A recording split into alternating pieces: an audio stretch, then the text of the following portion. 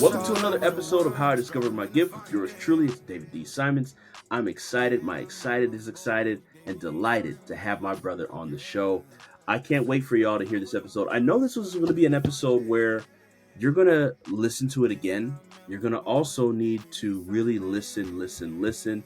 I know my brother speaks with great wisdom, and there's going to be some things that are going to be freeing, especially, I have a feeling, especially for my men that are going to hear this today.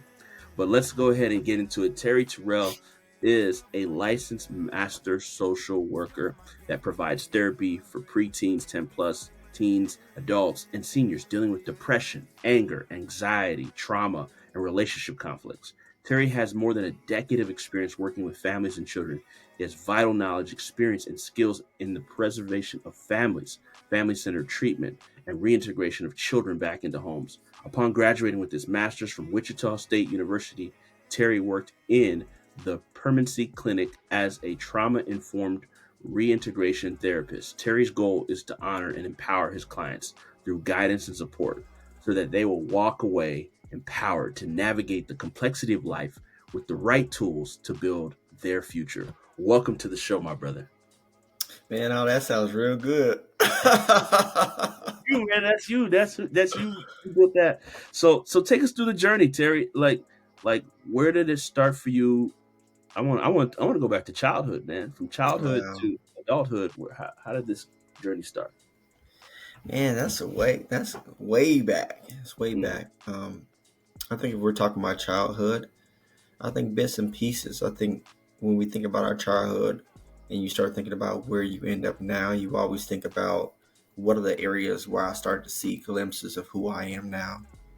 Who what are those areas where, I got affirmed or I got some praise or I did something really well and people were starting to notice, hey, you're pretty good at poetry or you're pretty good at speaking or you're pretty good at this.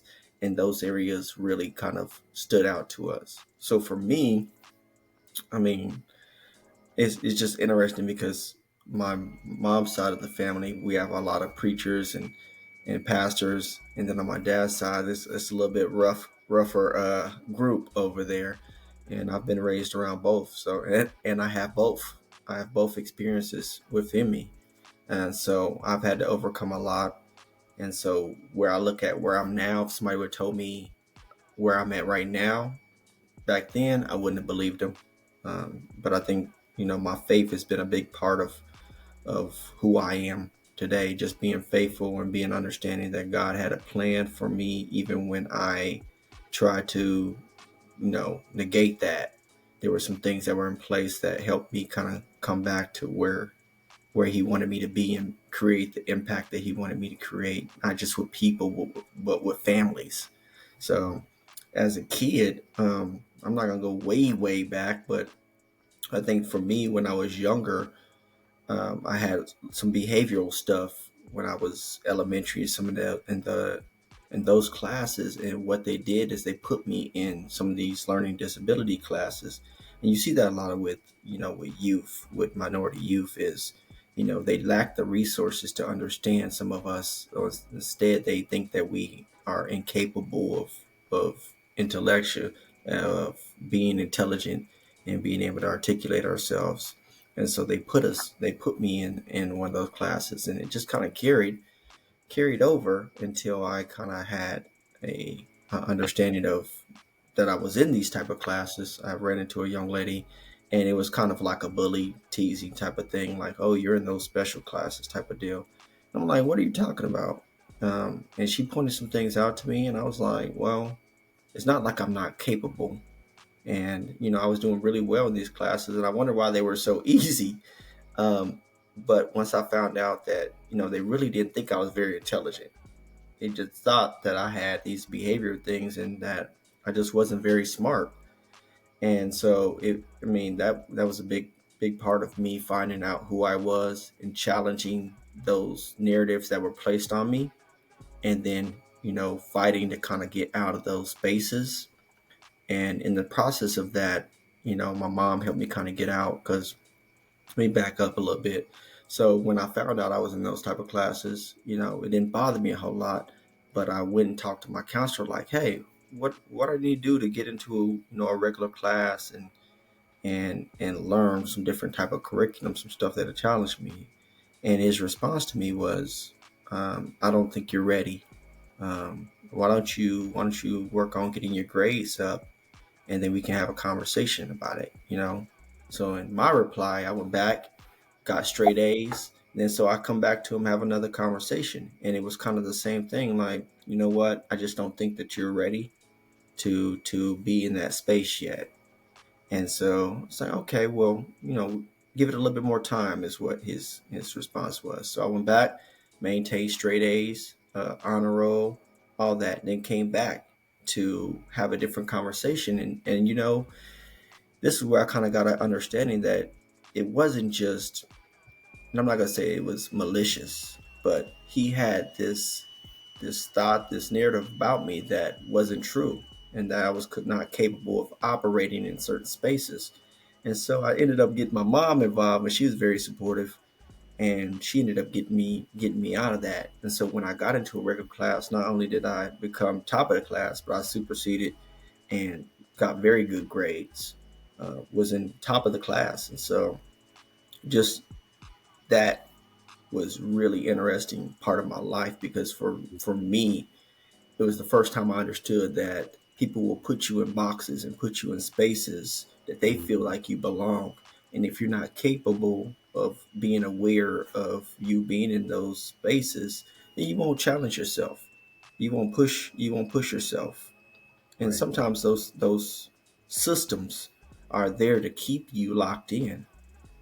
So I know I said a large mouthful, but that was just one of the areas of True. my childhood where I understood that I had some greatness involved in my life. And God had placed some really awesome things in me. And then Mhm. so as I continued to climb and do awesome things as I got older, I had to look back and say, how many other Terry Terrells are put in these type of situations that just needed somebody to believe in them, or somebody to encourage them, somebody to challenge them to be better than what they were doing and what everybody else expected from them. Mhm. Wow. So tell me, like, when you think about it and you look back over the journey, um, and even into being a therapist today, what do you say your most dominant gift is? I would say Mm. my gift to encourage and to kind of see a human side of people despite whatever they're going through, whatever they've been through, and kind of the systems that they operate in, and see them as a individual that can be empowered to change whatever situation they're in and put themselves where they want to be. I love that. And so, as you were going through your childhood, would you say that, like, do you see the glimpses of that encouragement gift? Whether through situations or through experiences. Where would you say you first noticed it? First note is, give me some That clarity that on what you're asking me. that gift to encourage. The gift to encourage, I think it was kind of always there. I think it was, I think when I was younger, it was more of my ability to be able to communicate and make people laugh, and or whatever it was. So I don't think it was necessarily encouragement at that time. I think it was influence at that time. And then I think as I pulled myself out of a position of inferiority, and poverty mindset, I think I was able to see that if I could do this, certainly other people can do it. When I Mm, stepped into a place of empowerment and I was able to pull myself out, and I said, you know what? Um, it's just in me. mm. It's hard to So, define. so what shifted you to pull you out? Like, what happened? Take us through that, like, that process, and going from, like you said, that poverty mindset and inferiority into a place of clarity and knowing who you are. How did you shift into that? I think, like most people, I think your environment has a way of shaping you and shaping the way that you think. And if you haven't been around people who are really successful, then you kind of default back to what you're seeing. If you're not seeing successful black men or women or you see doctors or lawyers, or you see people in a higher status that look like you, then you're less likely to see yourself being able to accomplish that.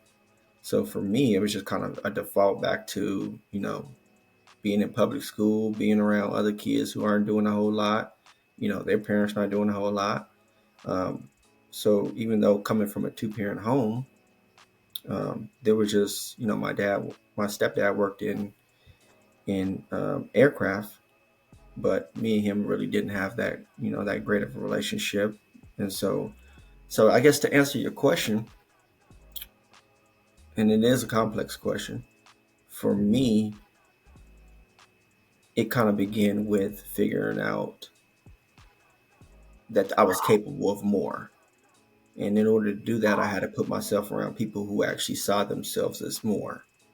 And so I think when I was trying to think, I was like 20, maybe 21. Young man with kids. I didn't have my first kid till I was 21, but I was a single father. I was raising my daughters. I was working full time and putting myself through school, a VOTEC, Mm. to gain a skill or a trade. And I'll come back to that because a lot of our young people, that's a big key. Um, but I ran into a guy I was working with at a restaurant, and he says, "Hey, well, prior to that, let me back up. I had a prayer. I mean, that's one thing that was instilled in me is prayer. Mm. You don't know Mm. where to go, ask God for some direction."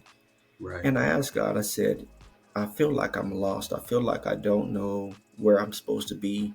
I don't have a lot of men in my life to kind of direct me. Lord, give me something that can help me, or put somebody in my life that help me kind of where you want me to be." And I stumbled through this prayer, and then no sooner than a day or two later, I went into a guy I work with, um, kind of a nerdy dude, but he was really cool, and he just wasn't the type of guy that I would find myself hanging out with. But Hmm. he was like, "Hey, you ever thought about owning your own business?" I was like, "Yeah, yeah, that's interesting." So he was like, "Well, why don't you come to this meeting?" And I said, "Okay." And I got to thinking about it. I was like, "You know what? Let me just see what he's talking about." And what he kind of exposed me to was what's known as network marketing. Right. And so I came and looked at this meeting, and I was kind of like, I don't know about these people, They're a little, I don't know. But I said, I saw something though. They were all successful. They all talked differently, and they all had something about them. So I said, let me just hang around this group for a little bit. And, I kind of got involved with the network marketing. And what it was is I kind of bought into the system that they had, which Yeah. was one, reading. So they Yeah. had us reading a couple, 15 to 30 minutes a day was where kind of the requirement. They have books, CDs, and they encourage you to go to like a conference once a year. So they had kind of a system that kept you locked into positive thinking, Right. and what I kind of like to call success mindset now. And so, in the process of reading consistently, listening to tapes, going to these conferences, and meeting with these people who are doing something and going somewhere, my mindset began to change. And I went from reading 15, 30 minutes a day to reading an hour to reading 2 hours to at one point I was reading 3 to 5 books in a week. And my mindset changed. And when my mindset changed, everything outside of me changed. And I went from do rags and baggy clothes to slacks and polos. And they were like, "What what happened with you, man? What's going on?" And Wow. what I understood is I outgrew my environment, and I started thinking a lot differently, talking a lot differently because I changed upstairs. Wow, man. Respect, man. Respect.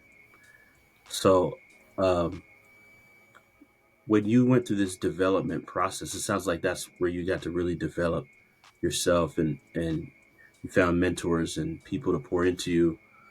You know, what kind of time, because I don't think people really understand sometimes what it takes behind the scenes to become great at anything. Um, and, somebody may see, kind of going into your role as a therapist, somebody may see you, and the assumption most people have, okay, this therapist is just asking me a bunch of questions, right? But the truth is, there's a lot of study, there's a lot of preparation, there's a lot of development to be able to do that. So what is the development that it takes to become a truly great therapist? What does one need to really study, prepare, pre, um, and and develop themselves to be able to do that? Man, you have some heavy hitters.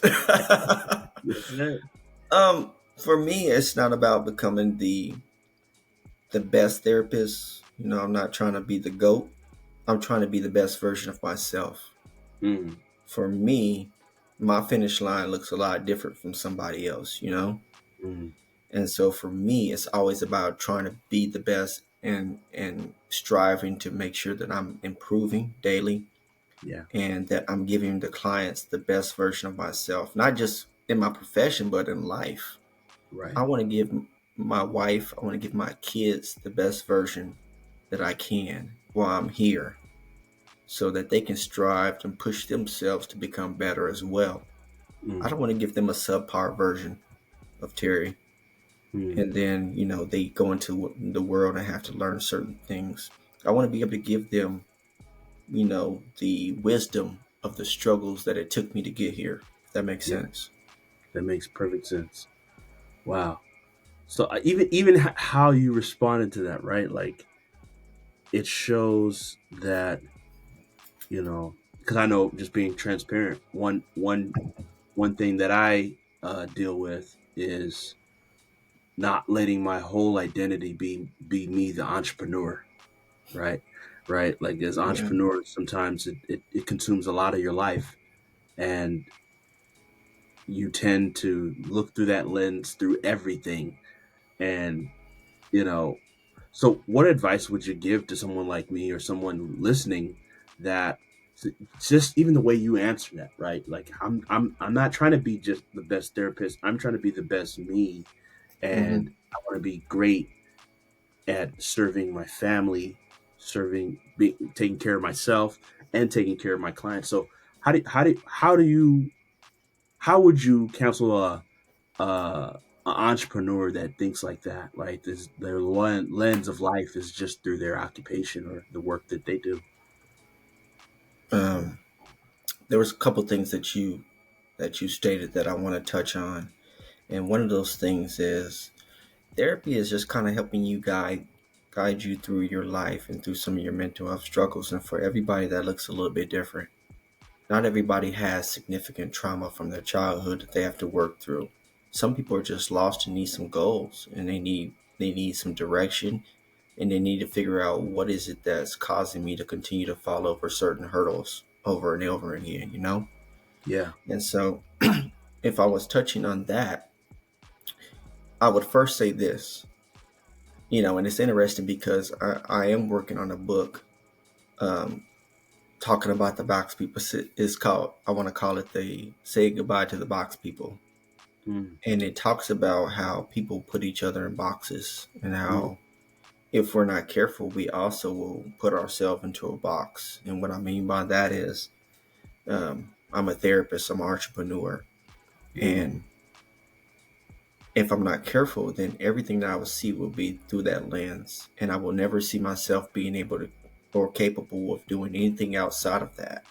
So, for example, some people used to know me for working in a restaurant, being a server, and having good communication. They remember me from that season of my life. So they didn't see me when I got certificates and I got degrees and then I got associates and a bachelor's and a master's. So they didn't see me. So if they ran into me now, they're not talking to me as Terry the therapist with the masters and all these certificates and awards. They're talking to me from the lens and experience that they knew me as. So to them, they're still talking to the server. They're mm. still talking to Terry the server. And so what I mean is they put me in that specific box. And Right. so they will talk to me and deal with me as such. And if we're not careful, then we will still deal with ourselves in positions in places that we have not evolved. Does Yeah. that does that make sense? Makes perfect sense. And so I would say be open to the things that God has placed in you and understand that just because you don't see yourself in certain spaces doesn't mean that you can't be in those spaces. Hmm. And so, the conference where we met, I think is a great example of that. You Yeah. have all these millionaires, thousandaires walking around, and everybody's operating in different spaces in their lives. But I refuse to limit myself to one specific thing. I'm a therapist at a conference where everybody's talking about becoming your own bank and becoming, an author and all these real estate, all these different things. And I see myself operating it up and being in those spaces. And because I can see myself being in there, I'm going to put myself around people who operate in those spaces and grow Mhm. that dream, grow that seed. So, I love it. I love it. So, so speak to us about the transition, right? From becoming, going into this therapy world, becoming a therapist. I'm like thinking about somebody that's listening that may be an aspiring. They're like, hey, I also have a similar gift like Terry. I love to encourage, and I may want to go into this field. What drew you to this? Because I want to speak to two things. Because one, there are not a lot of comparatively as many male therapists, and yeah. then two, there are not as many black male therapists. So what drew you into this space, and how did you get into how did you get into it? I would say you're absolutely right. I am basically a unicorn in this space. 80% of that, 85% of this industry is women. It's a women dominated space. And out of that 15% are men. And even less than that is minorities, which is probably about 10%. Hmm. And even out of that men, black men are less than 5% of that space. So Wow. you don't see a whole lot of us. I do have quite a few black therapist friends, but it's kind of like that thing when you get a red car and all of a sudden you recognize all the red cars. Yeah. Um, but there are some black therapists in certain spaces, and there are some really good black women therapists that are good. I guess you have to figure out where your comfort level is. Hmm. I would recommend if people are certain in certain spaces that they go to Psychology Today, and Hmm. there's filters on that allows you to kind of see who your preference is and narrow that as far as therapy. Maybe you have certain credentials that you're looking for, or maybe you have a certain gender, or if you prefer a black male Hmm. therapist, it'll be able to narrow down those people who are in your area that are doing kind of um, what you would like to kind of happen, and then kind Hmm. of you can read over their profiles and see what works for you. Is what I'm Yeah. trying to say. So, but for me, yes, operating in this space as a black male therapist, I understand that I am unique. I have unique qualities, and I'm articulate enough to be able to speak on certain things that other men are struggling with. So I don't take that for granted. I really feel like that is a blessing and a gift. So for me, being in this space and evolving in this space was not something that just happened overnight. My ultimate goal was helping people. So helping people, you can feel that in any space. You know what I'm saying? As long as as long as you have a heart to help people, you have to figure out what your gift is, figure out what you're good at.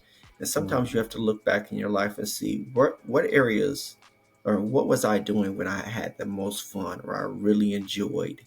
And for me, that was helping people. I've mentored, I've taught, I've volunteered my time to help out youth and just do things in my city. Yeah. And those were some of the most fulfilling times for me, is just being around and being able to encourage, and then Yeah. seeing those young people grow up, and then they would find me in the grocery store and be like, "Hey, you remember me?" And I'm looking up at them. I'm 6'1", so I'm pretty tall, but some of these Mhm. kids are as tall as me now. You're like, "Hey, you remember me?" And I'm like, I don't even know why. I don't even know who you are, dude.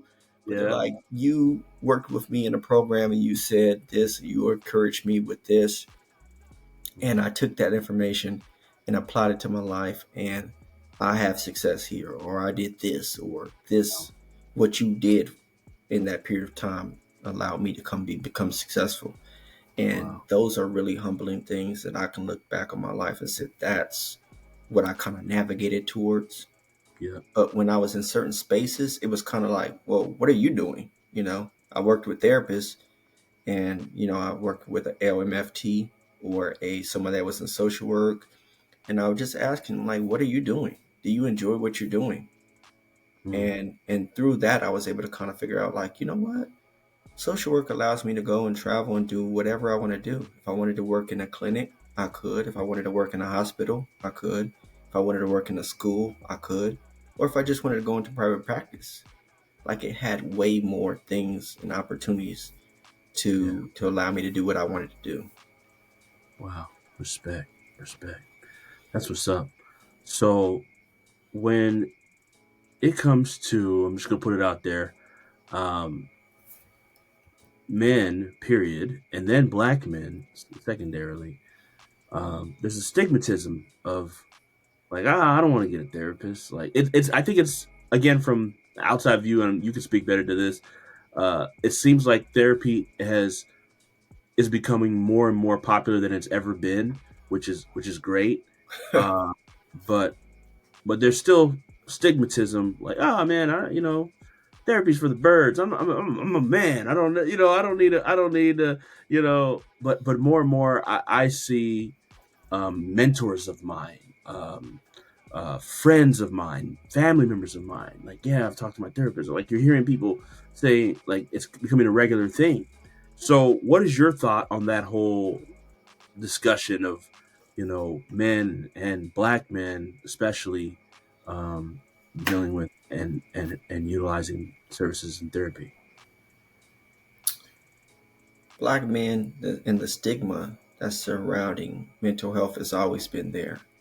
And for us, in our ethnicity, for Black people, if we look at mental health, if we look at health in general as well as mental health, I mean, there's the history in America has not been not kind to us at all. And so if you were just looking back on that, you would say, nah, I probably don't want to deal with mental health. You think of the syphilis project, there's all different types of things in history where Black folks were used as guinea pigs for mental health um, progress. And so when you look at those type of things, and it probably would make you want to move in that direction. But I think there's been significant progress in the mental health field, and I think some of the stigma for mental health has been being reinforced by us. Some of Mm. us are actually reinforcing the stigma of mental health. For men, we're always taught to be tough. And the Yes. reality is, a lot of us don't really have places where we can talk about the things that hurt us. You know, we're just taught to tough it up, do a push up, quit being soft. And in the process of that, we have internalized a lot of the hard places and hard things that we go through in life. And the problem with that is when you stuff things long enough, it still comes out, That's right. but it comes out in your health. It comes out as anger, comes out as a breakdown in your life. Some of us are fortunate enough to have support systems that help us kind of navigate these tough areas of our lives. But for some of us that don't have that, we will crack under the pressure of hardship, racial oppression, some Yeah. of the systems that have been put in place that really have caused us some difficulties, you know, Mm.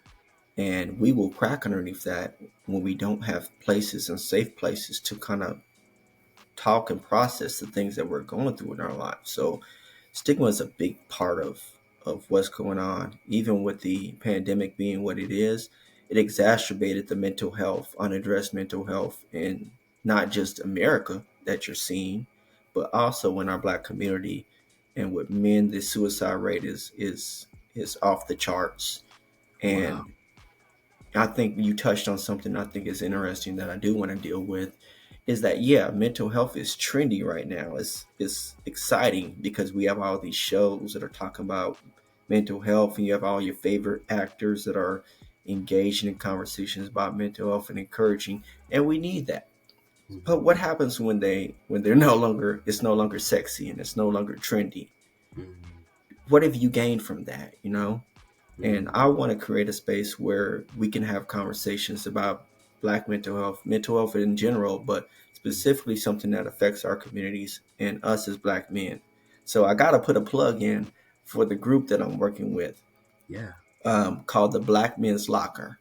So Mhm. it's me and three other brothers from the Wichita, Kansas area that have come together, and we created a platform for Black men, safe space for Black men to be able to come in and gain advice, mental health, talk about mental health, talk about financial situations, and just a place where you can come and get not just advice, but also some type of support. And Mhm. so we also have a podcast that we do once a month, and we're getting ready to kind of expand and do a little bit more. Yeah. But we touch on topics like mental health. We have a really good episode coming up where we talk about past trauma, and Mhm. we speak from the Black man's perspective. And this doesn't negate what other people and ethnicities are dealing with, but this is just a kind of a conversation and a look at what Black men are dealing with in Right. our homes, in our internal struggles that we're dealing with that we don't get to talk about. True. True tough. Wow, man. That's phenomenal. Um, Kudos to you for doing that, and we'll definitely plug that link in so those that can be a part get connected. Um, We're so definitely gonna put that in. We online, one of the biggest ones platforms we have it on different platforms, but on Facebook we have close to. We started off with just 500 members. We're wow, we're nearing and close to almost 12,000 members now. that's incredible. So Black men have something to say.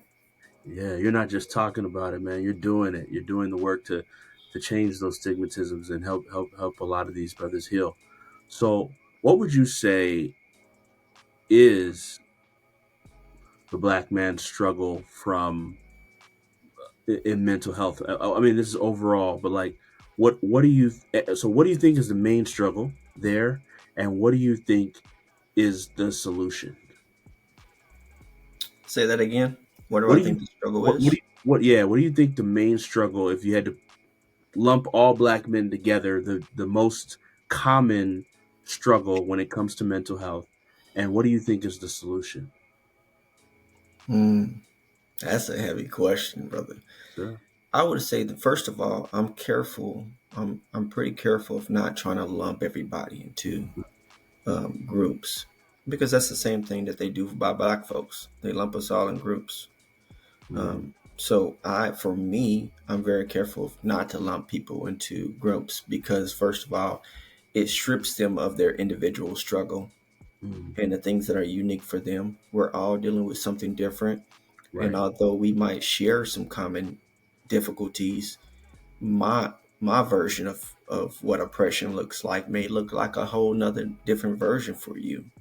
Mm, Then we deal with some things within our ethnicity. If you talk about colorism, mm, even I have to understand and acknowledge that in certain spaces, as a light skinned man, I have less resistance than if you walked into that same space as a dark skinned man.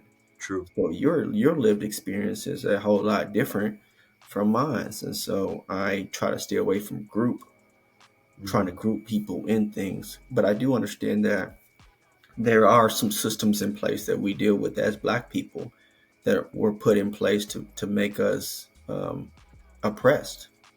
And mm, if we don't come out of certain spaces and evolve our mindsets and tie ourselves into what God has for us, then we will find ourselves continuing to stay in that space. mm, So, to answer your question, to go back to that and answer your question, it's different for everybody. It's different for everybody. For us as Black people, I think we have to come together and we have to stop glorifying images of ourselves that is trash. mm, Um, because these little girls and these little boys are looking up to us. And there's a sad video that I saw with, I think the kids were in kindergarten. They were really young, and they were all singing "Hands on the Knees, Hands on the Knees," and that was really sad to kind of see, Mm, that these kids have picked up that type of nonsense mm, and are regurgitating it, you know. And so I think the biggest thing that we have to do as a group is, first of all, start to police each other. mm, Have to start policing certain spaces. yeah. And I say that with respect to, as we grow, we lift each other up Hmm. and not talking down to each other, but Yeah. helping elevate ourselves. And in return, we elevate ourselves as a culture. Mm, And so that's what we need to be doing. And in the process of that, the things that we have as individuals, we can bond to each other and help support each other and lift each other up. respect. There's healing in that. I believe that. I believe that, man. So when you think about, because sometimes people, speaking of lumping things, sometimes people lump these three things together, but they're, what I'm learning is that they're different. Uh, Therapy, counseling, and coaching, right? Mm, Right? Because yeah. some people say, "Oh yeah, yeah, I'm getting some therapy," but they're really getting coaching, or they're getting coaching and they're really getting counseling. So what is the difference between the three? And if you could articulate on that. I don't know if I'm an expert enough to be able to dive into the very specific differences of the groups. I would Hmm. say this: the people who are engaged in any of these are trying to find in some level of self improvement, right? And Hmm. so I think that looks different for everybody. Some Yeah. people shy away from therapy because maybe they had a bad therapy experience, and they're finding what they need in coaching. So you said therapy, coaching, and what was the third one? Counseling. Counseling. Okay. So counseling and therapy could be considered the same type of feel. But I Hmm. think, again, going back to what I said originally, I think anybody that is engaging in any of these three are trying to articulate what they want for their future and what they want that to look like. And for everybody, that looks a little bit different. And so if they're going through coaching in order to improve some social skills and some of those type of things, I think that's great for them. I would not talk down on any of those, but I would Hmm. say that if you have things that are stopping you, so let me talk to trauma. Hmm. So trauma looks different for everybody. Right. What is traumatic for me may not be traumatic for you, um, and so that looks different for everybody. But I would encourage my brothers and sisters and people in general to really kind of look at the areas of their life that cause them to stop, Hmm. that cause them to be dysregulated, that cause them to not be the best version of themselves. And what I mean by that is, if every time somebody talks to me about what happened to me in my childhood, or let me use a better example.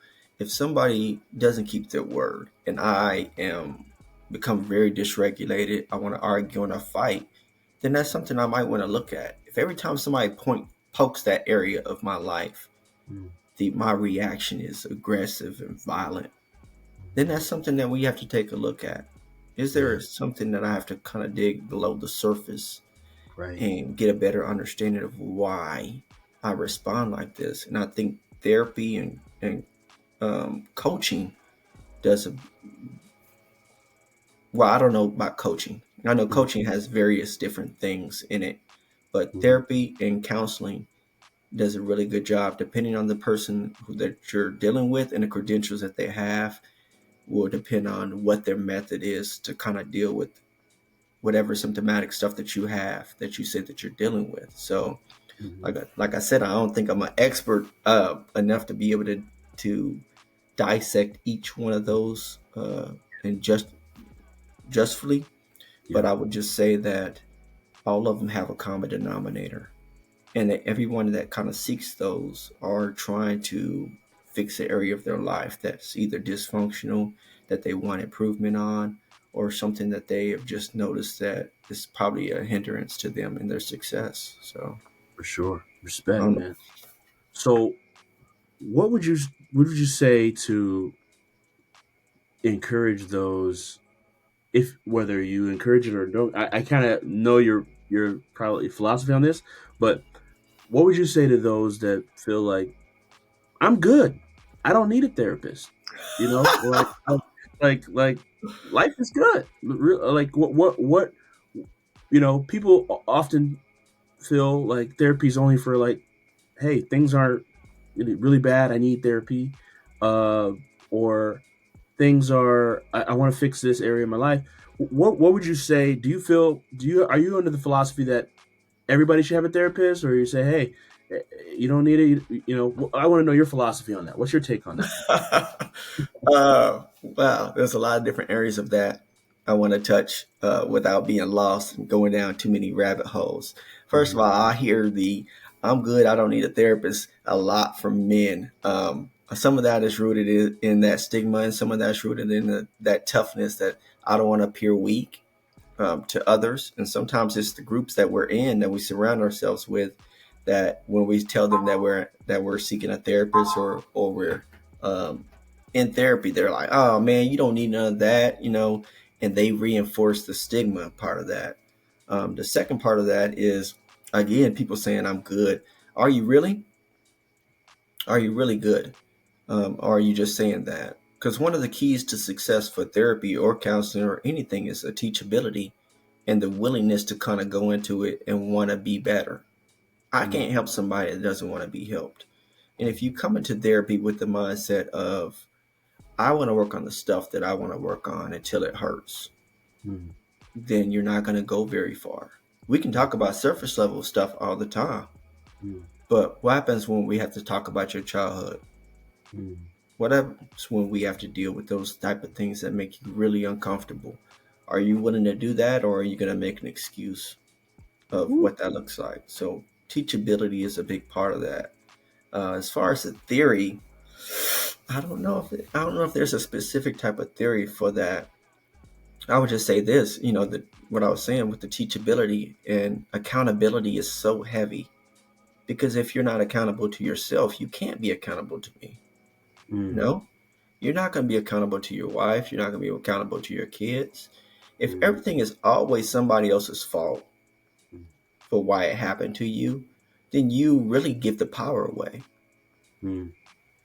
So success in counseling and therapy is first you accepting that something happened. Mm-hmm. Um, you accept your role in it. It's not. I'm not asking you to be the victim, and I'm asking you to get rid of the victim mindset. Yeah.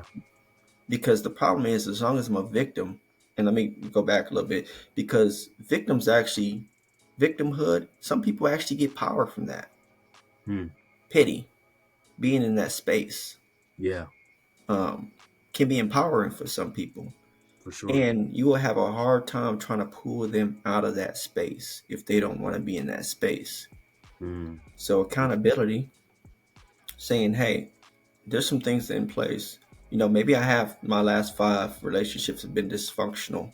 Yeah. But I can't call the women in my life crazy and me be Mm-hmm. the common denominator. Right.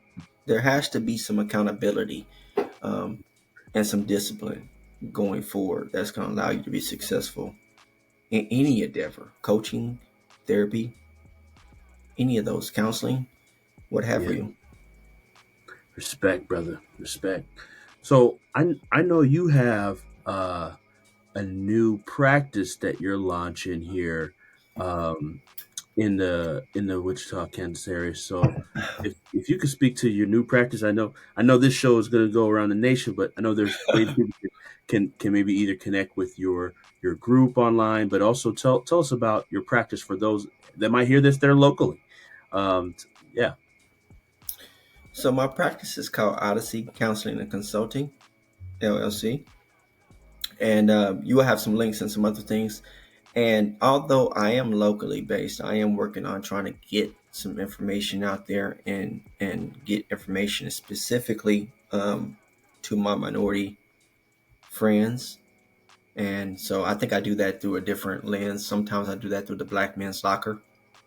And that's not just for Black people. That's for anybody that has Black friends. Um, whether you're white, Asian, whatever your ethnicity, if you have Black friends that you wish well, that you want them to get their mental health together and you want to see them be the best version of themselves, then you should be sharing what we're doing. Should be sharing the resources and things that you know that's going to help them become the best version of themselves. Going back to my practice, Odyssey Counseling and Consulting, we are in the Wichita area. So currently I'm just licensed within Kansas currently, but I'm working on expanding that to other places as well. And then also putting some things in spaces that allow people to get some type of information. Online, you can, on Facebook, you can find me on Terry Talks. I always put a lot of motivational stuff on there, some quotes, and sometimes have conversations with people who try to have some type of engagement. I'm doing a little bit better on trying to engage my audience. And so, but sometimes I put just personal stories about sometimes just coming across people and the gift that I have, touching them, and just kind of some stuff that kind of happens from that. So, Love. Odyssey Counseling and Consulting online. You can find me at Odyssey C like cat and C.com, and that Awesome. is that's a shorter version um, of my practice, which is Odyssey Counseling and Consulting. The Beautiful. consulting part of that is something that's going to be in the future, Yeah. and but great things are going to be happening because I'm allowing God to use the gifts that He's placed in me, and I'm creating a platform, and it's awesome to see some of the things that He's doing. I've won a lot of awards and Wow. certificates and stuff, and all that means nothing if I can't put that stuff into practice and have a heart for people and the change. Yeah. And so they can find me on Odyssey Counseling Consulting, so odysseycnc.com. Another one I had was Odyssey Counseling and Consulting as one.com. That'll redirect you to my site. And from there at the bottom, you can see kind of what I have going on with Simple Beautiful. Practices, the electronic health record that I use. You can see my profile on that, and you can schedule some time. Beautiful. I love it, man. One final question before we go that I always ask all uh, people that come on the show, and you weren't prepped for this. What is the difference between one's gift and one's purpose? One's gift Ooh. and one's purpose. Ooh.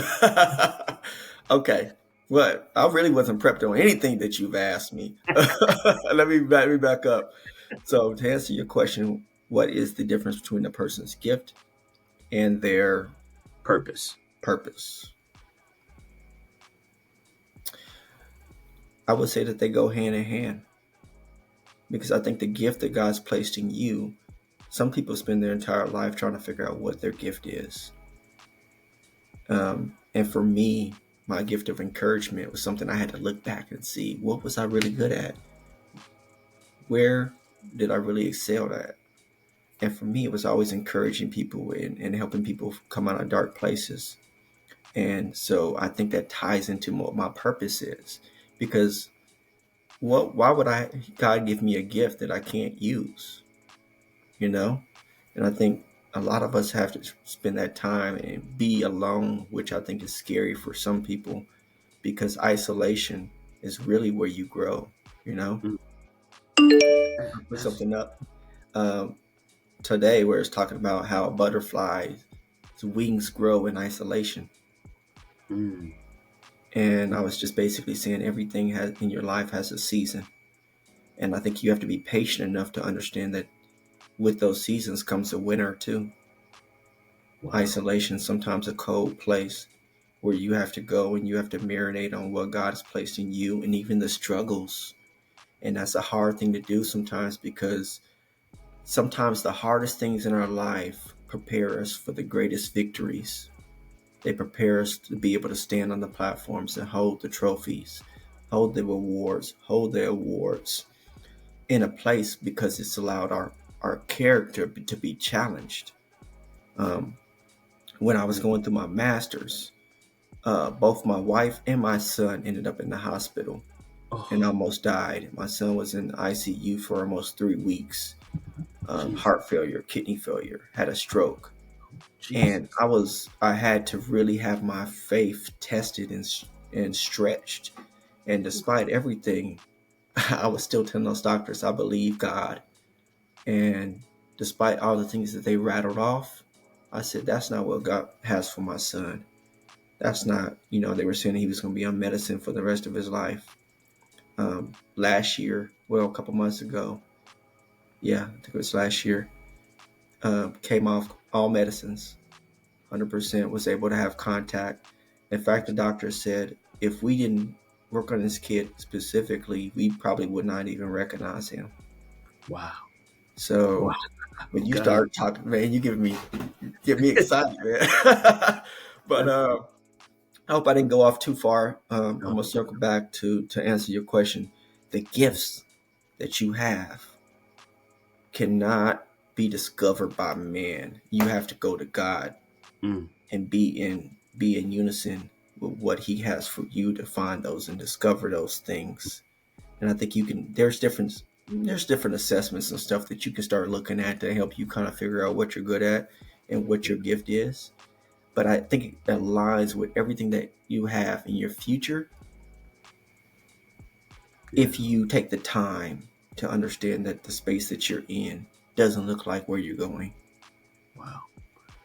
Brother. That's so beautifully said. I love that about what you said about isolation. We're gonna man, wonderfully said. We're gonna plug all of the resources so people can connect with you, brother. Really, really appreciate you. I know this is gonna be an episode people are gonna listen to, comment about, talk about, spread and share. Thank you so much for pouring into the people and into myself.